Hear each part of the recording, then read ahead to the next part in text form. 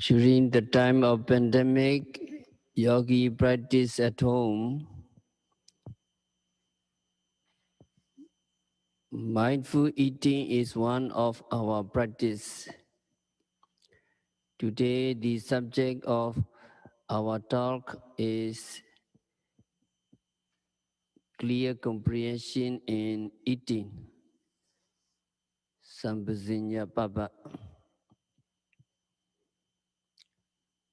Our bodies are so made that they need nourishment every day. So we have to eat every day to keep ourselves alive. Eating has become a big part of our lives. People have to spend a lot of time for eating. That means try to find things and cook them and eat them until the dishes are done. But not everybody eats wisely. Some eat what is detrimental to their health and pay the price with different diseases. Yogis are fortunate that Vipassana teaches them how to eat wisely. Vipassana teaches us that if we pay attention to what activities involved in eating, we will not only improve our health, but also we can gain insight knowledge into the true nature of eating.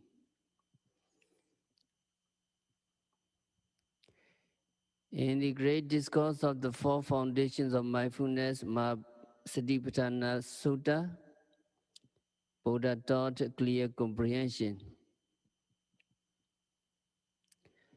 And in that section, Buddha taught that we must apply clear comprehension when we go forward, when we go back, when we stretch, when we bend, and so on. And one teaching included there is apply clear comprehension when we eat, drink, chew, lick, and obey the calls of nature. Asite, pite, kaite, saite, sambajanagari hoti, ochara pasavagami sambajanagari hoti. There are four kinds of food: soft food, food that can be drunk, and food that is eaten by biting or chewing, and food that is eaten by licking. Eating is for food like rice, curry, and others, and drinking is for food like rice soup, and chewing is for food, hot food like cakes and cookies or fruits, and licking is for food like honey.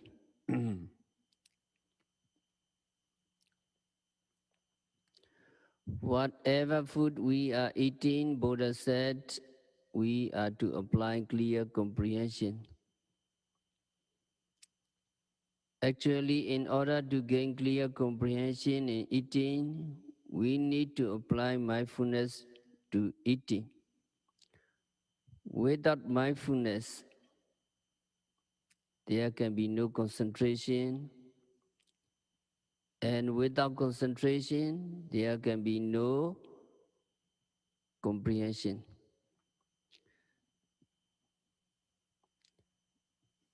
So, basically, we must apply mindfulness to eating.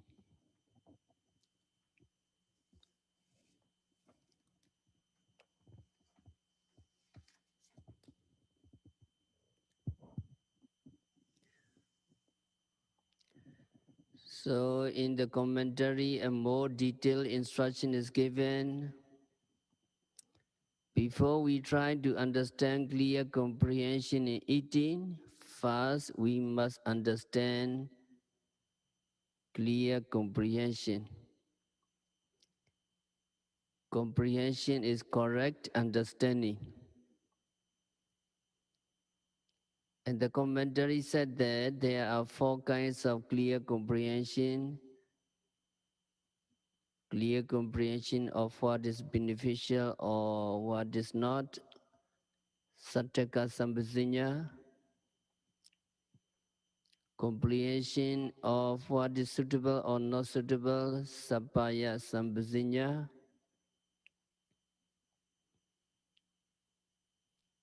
Clear comprehension of the result or domain. Kochara Sambhasinya. And clear comprehension or non-delusion, asamoha sambhasinya.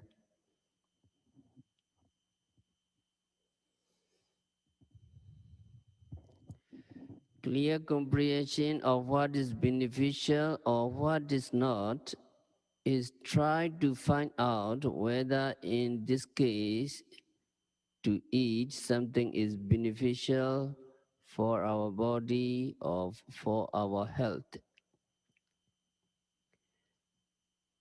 And when we find out that it is beneficial,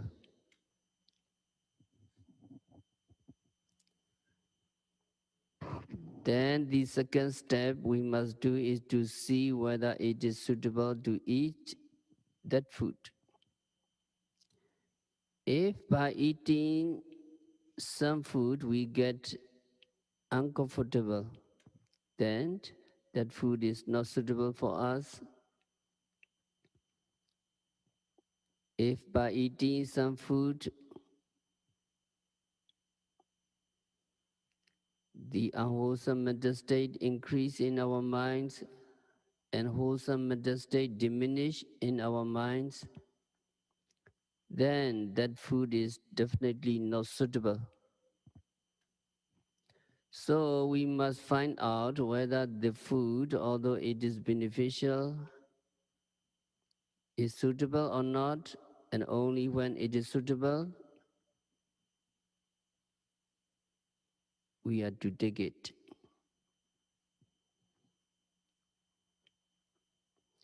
So these two kinds of clear comprehension can be used both in and out of the meditation. When we are meditating also, we can use or we can apply these two kinds of clear comprehension, Sattaka and Sampaya Sambhasinya.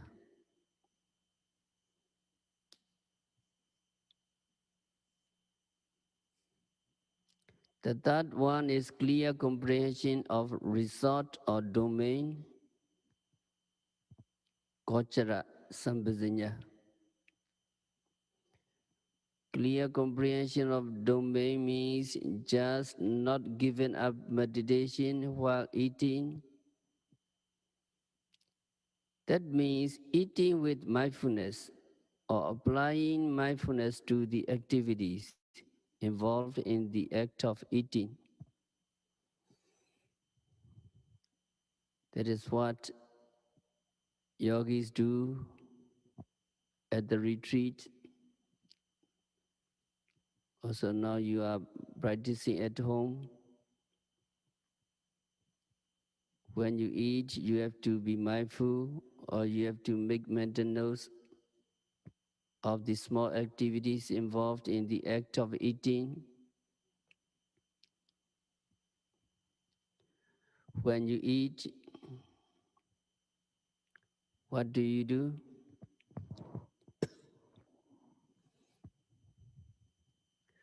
Following the instruction given in the commentaries, first you may pick up the bowls or plates or spoons or forks, and then you may put food on the plates. You may take the food in the spoon, then bring the food to the mouth. You open the mouth and you put the food into the mouth. then you chew the food and then you swallow it down. The food gets into the stomach and it is digested there. And then digested food gets to be expelled from your body. The commentary said that all these activities should be done with mindfulness.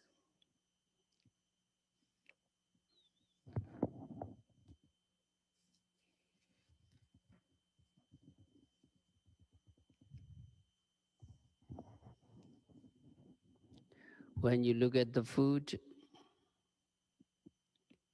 you have to be mindful of looking. When you pick up the bowls, be mindful of picking up, or make notes as picking, picking. And when you take the food into the spoon, you may make mental notes as taking, taking. And then when you bring the food to the mouth, be mindful of bringing, be mindful as bringing, bringing. And you open the mouth, be mindful of opening. When you put the food into the mouth, be mindful of putting. And when you chew, be mindful of chewing. And when you swallow it down, be mindful of swallowing. And you know whether the food is digested or not. So when you know the food is digested, then you be mindful that it is digested and so on. So you eat with mindfulness in this way.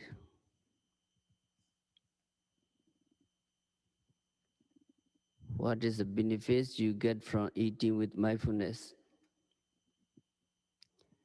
Apart from getting spiritual results, eating with mindfulness helps you to avoid overeating. Since you have to be making notes of every activity, you don't want to eat more than is necessary. Even eating becomes a burden.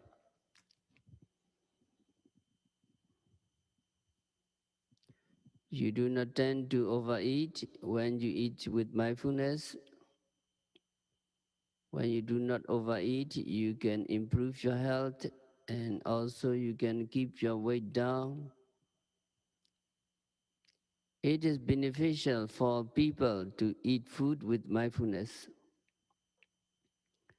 So when you are eating with mindfulness and paying attention to all these activities, your mind becomes concentrated. When this concentration is developed, you begin to see the true nature of these activities. Good results. So far as you practice what is called the clear comprehension of domain or result, that means you practice mindfulness on eating and activities involved in eating. When the clear comprehension of result becomes mature, that means when you get concentration, then you begin to see the true nature. You begin to see correctly the activities involved. So you get clear comprehension of non-delusion, asamoha.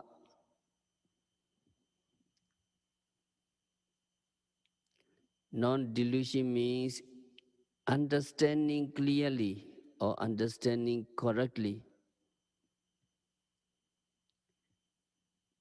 In these activities, actually, what are involved?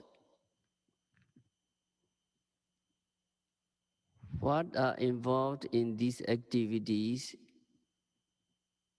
are just the elements,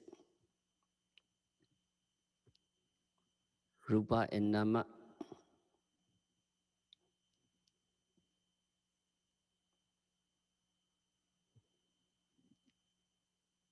You all are very familiar, the rupa and nama, or the elements, four elements. Patavi Dhatu, the elements of earth, Apo Dhatu, the elements of water, Tejo Dhatu, the elements of fire, and Vayu Dhatu, the elements of air. Most people are familiar with these four elements, but the commentaries added two more elements, Akasa Dhatu, the elements of space, and Vijnana Dhatu, the elements of consciousness.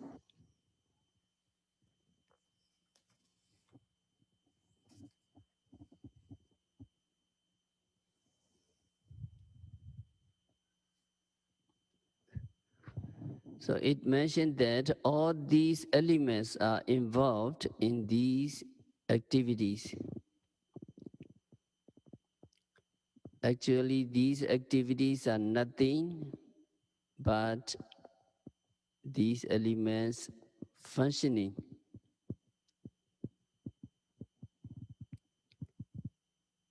When you pick up the bowl, you mindful and you understand picking up the bowl, that picking up is caused by the air elements. And that air elements is again caused by your mind, caused by your mental activities.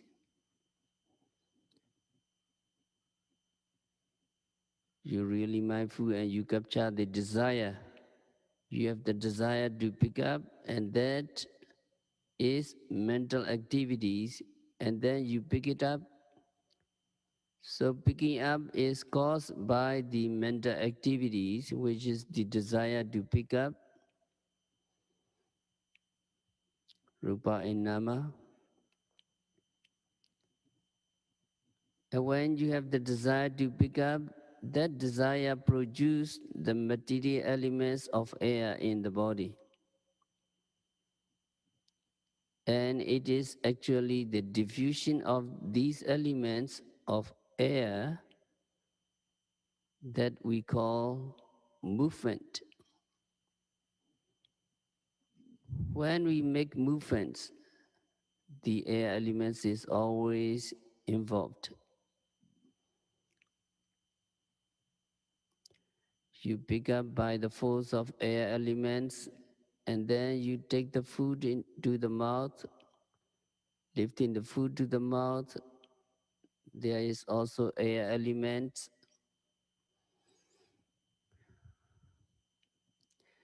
By the diffusion of air elements, you put the food into the mouth. Again, by air elements, you open the mouth by air elements.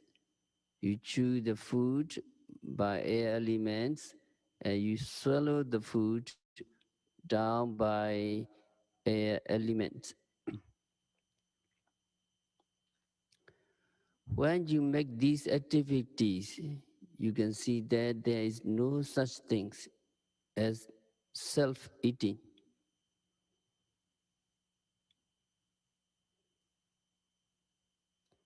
If you're mindful, you understand it is just the air elements doing different function.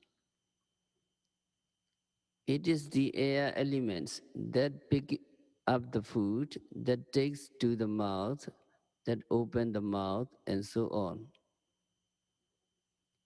What is involved is not only the air elements, but the earth elements.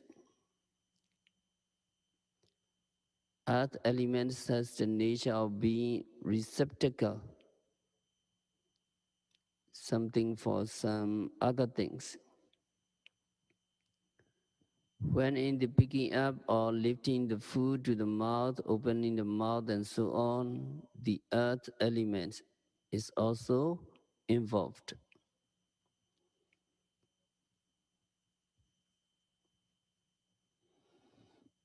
When the food, after being crushed by the upper and lower teeth, reaches the stomach, it is put there by the air elements. And when it reaches the stomach, it is cooked or it is digested.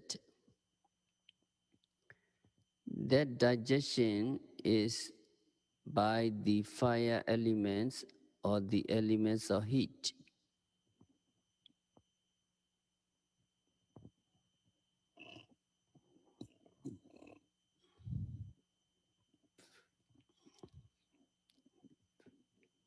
These elements of heat goes the food, and so it becomes digested. After it is digested, it goes down through the intestine. That going down through the intestine is caused by again air element. And then water elements keeps the moistures in the food. It keeps the food moistened because if it does not function, then the food will become dry because fire elements is there. So in order to keep digested food from getting too hurt, the water elements keeping it moist and keeping it wet.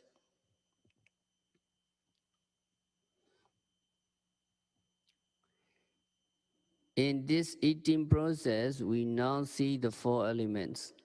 Actually, it is these four elements functioning. They are doing their different function that we call eating. So in this act of eating, we cannot find anything other than these four elements. We cannot find any person or any self who eats, but just the elements doing their respective function.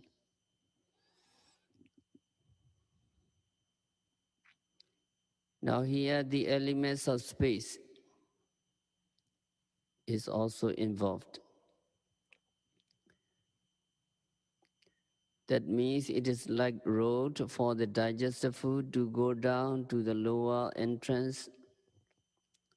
There is nobody who picks up a stick and push it forward, but it is the air elements that moves the digested food downward.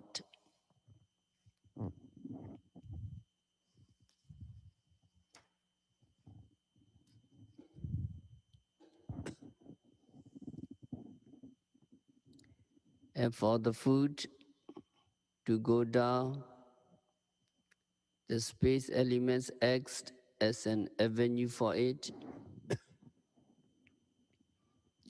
And all these activities, even beginning with searching for food and so on, there is the consciousness, vijnana. There is mind, mental activities going on also. So in the act of eating, we find these six elements doing their respective function. We find just these six elements and nothing else.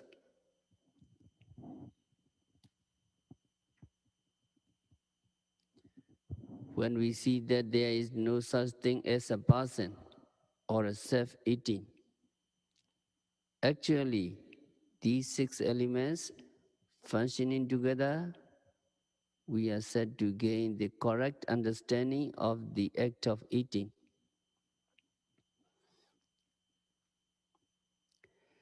This correct understanding we can acquire only when we apply mindfulness to the activities. Through the establishments of mindfulness,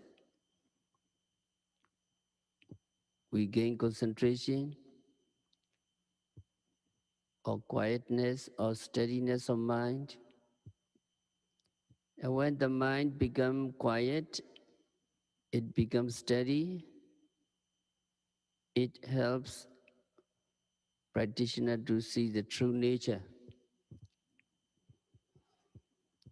When there is dirt in the water, we cannot see through it, but when the dirt has subsided or settled down and water becomes clear,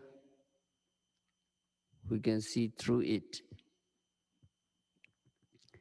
In the same way, when there are mental hindrances in the mind, we are not able to see the objects clearly. But once these mental hindrances are subdued, once they have settled down, then we begin to see clearly. When these mental hindrances are settled down, we are said to gain a certain degree of concentration.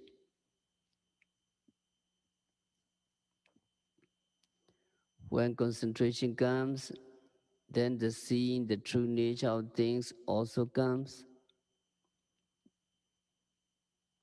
When we see that there are just these 6 elements doing their different function at the moment,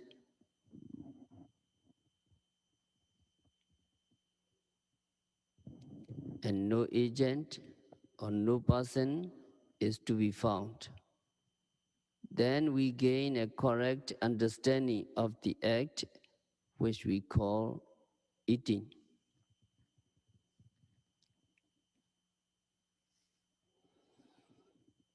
This understanding we can get only through our practice, not through reading books or listening to talks.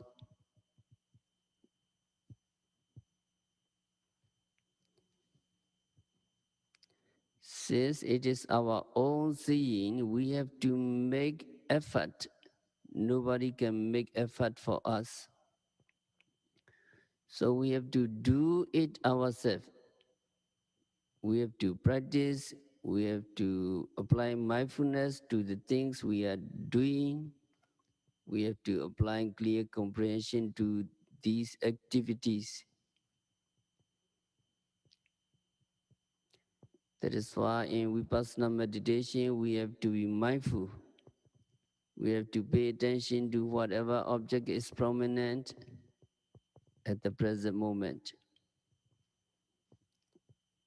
But when eating is very prominent. These activities are prominent, and so we have to be mindful of these activities.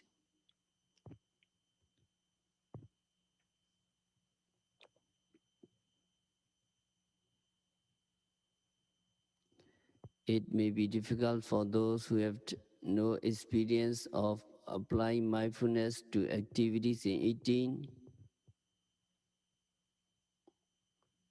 or maybe boring.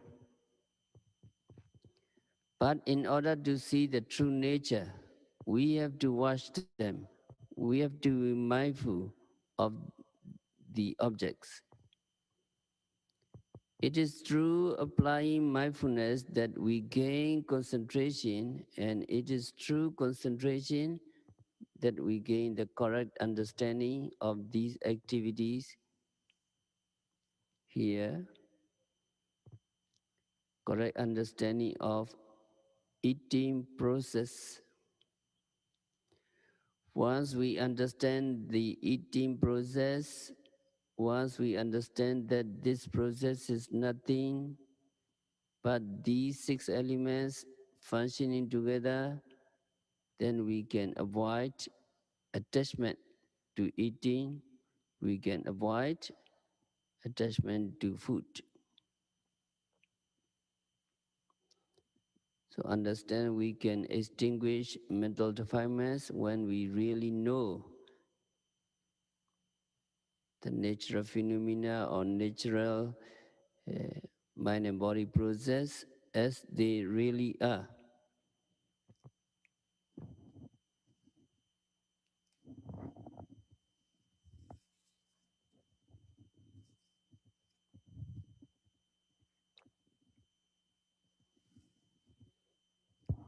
When we can avoid attachment or craving for food, we are said to abandoning the mental defilements momentarily. This momentary abandonment will lead to temporary abandonment, and this will lead ultimately to total abandonment when enlightenment is reached. In order to gain enlightenment, we need to see the true nature of things. We need to see the true nature of mind and body process as they really are. We need to be dispassionate towards all conditioned phenomena. In order to be dispassionate towards all conditioned phenomena, we need to see their true nature. In order to see the true nature, we need to observe, we need to apply mindfulness and clear comprehension.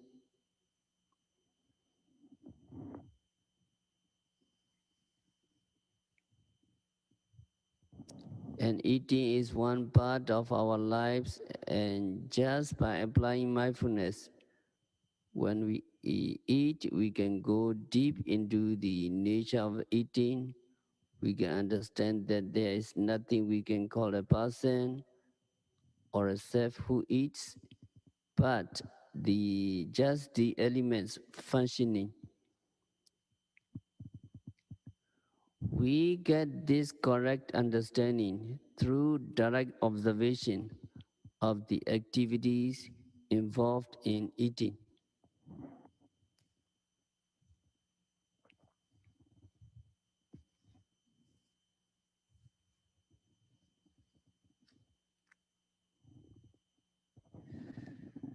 So the commentary explained in this way about the clear comprehension of non-delusion.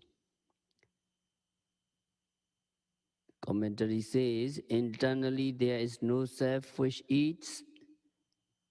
The receiving of the alms bowl occurs as true diffusion of air elements resulting from mental activities.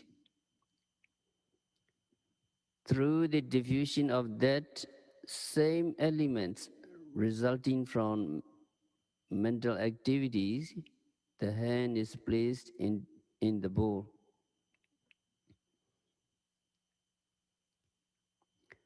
That means you put down the hand into the bowl because in Eastern country we eat with our hands. In order to eat, we put down our hand into the bowl and we pick up rice and we make it into something like a ball, and then we bring it to the mouth and put it into the mouth.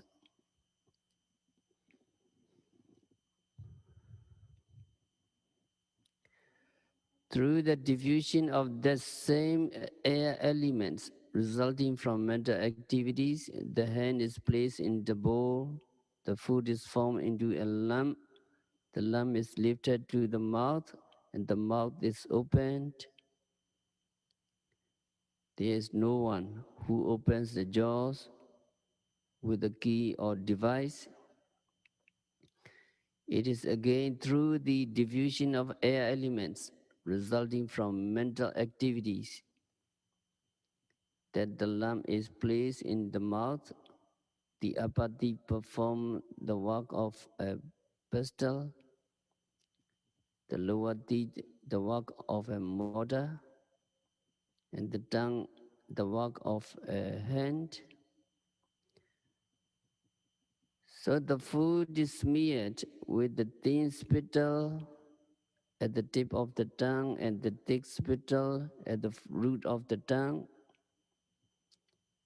When it has been stirred around by the tongue's hand in the mortar of the lower teeth, moistened by spittle and pulverized, crushed by the pestle of the upper teeth, there is no one who makes it enter within a spoon or a ladle. It enters due to the air elements itself. As each piece enters, there is no one who supposes on a straw mat. It remains there due to the air elements. While it remains there, there is no one who bakes an oven,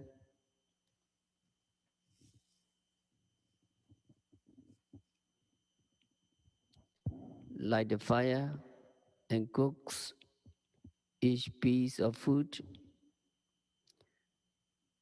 The food is digested due to the heat elements itself.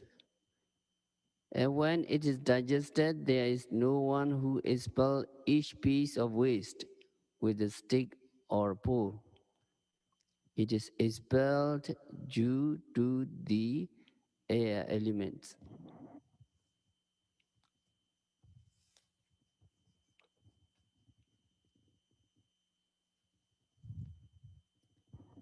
And some more, the commentary also said that clear comprehension of non-delusion should be further understood through reflection on the loathsomeness of food.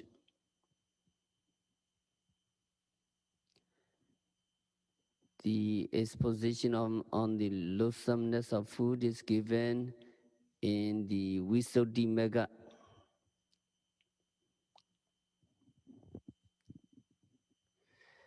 The process of eating is itself repulsive, with the hand squeezing food into lumps to be chewed by teeth and tongue and mixed with saliva.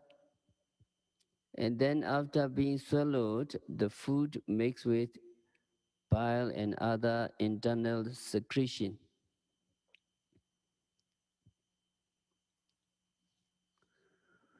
Once this loathsomeness mass enters its receptacle, the stomach, it has reached a place that has never been washed, not even once, during the whole of our life.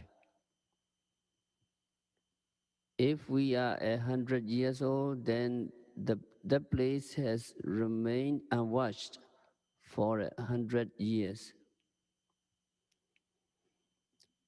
Another reflection is by way of the undigested food in the stomach,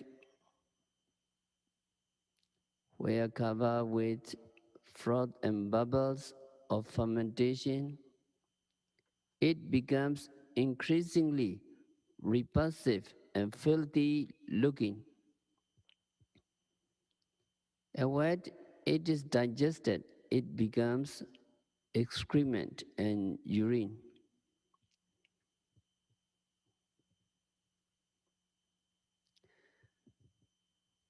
Another reflection is on the elimination of food through the body's openings by way of uh, excretion.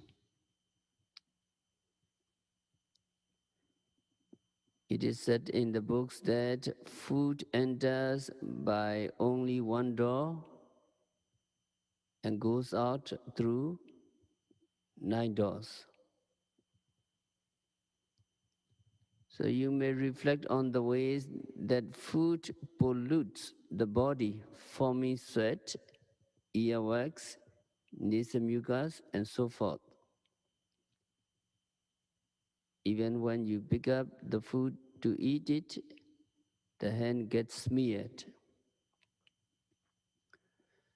So we have to wash again and again to keep clean, and the outcome of food is great pollution. The Visuddhimagga offers some verse on the subjects of outflow, the oozing out.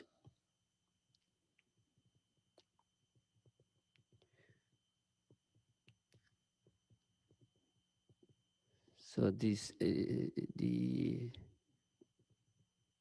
verse you need to follow, Rudy.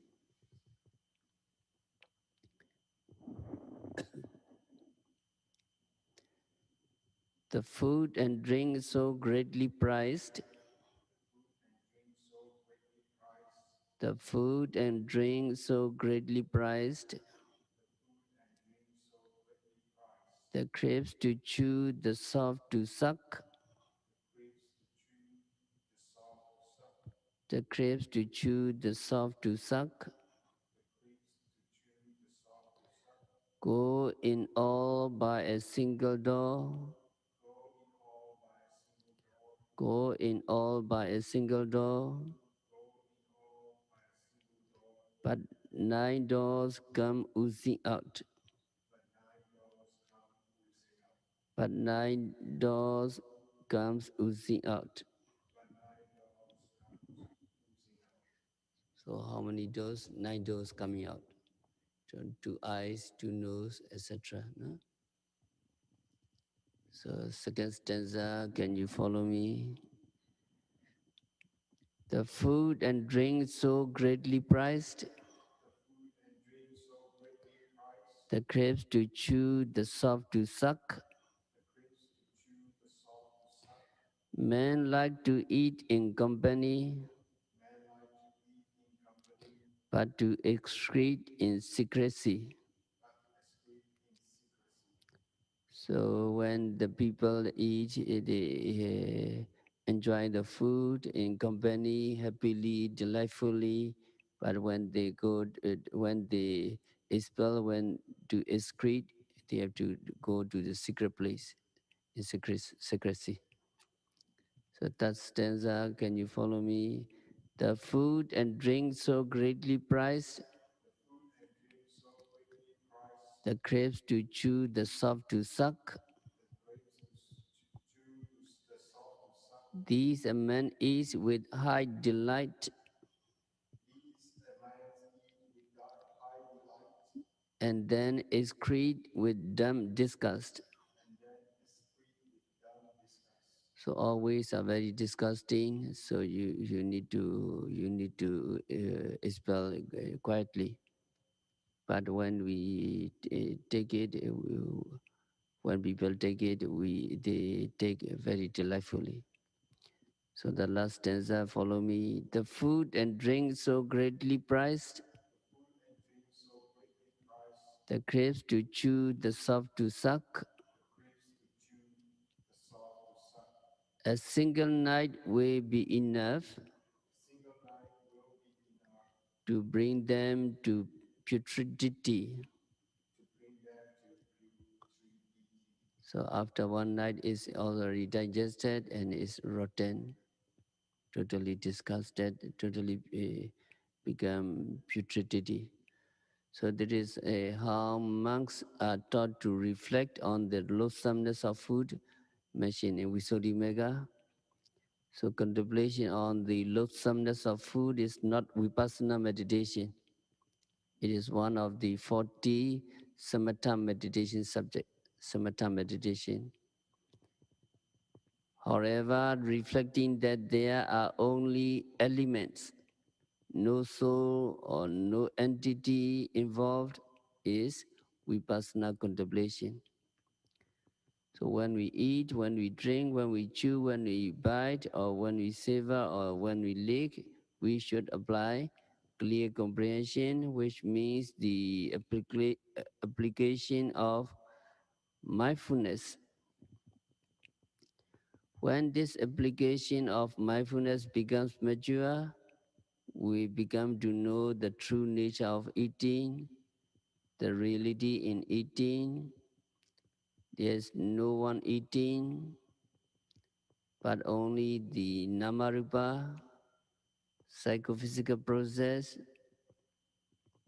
but only the elements doing the act of eating.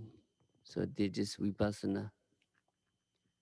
So we have to stop our discourse for today by practicing vipassana meditation by noting rising, falling, sitting, touching, seeing, hearing, smelling, tasting, touching, eating, swallowing, bringing, etc. continuously and meticulously. May all yogis be liberated from all suffering. May all yogis realize the real peace in the very near future. So,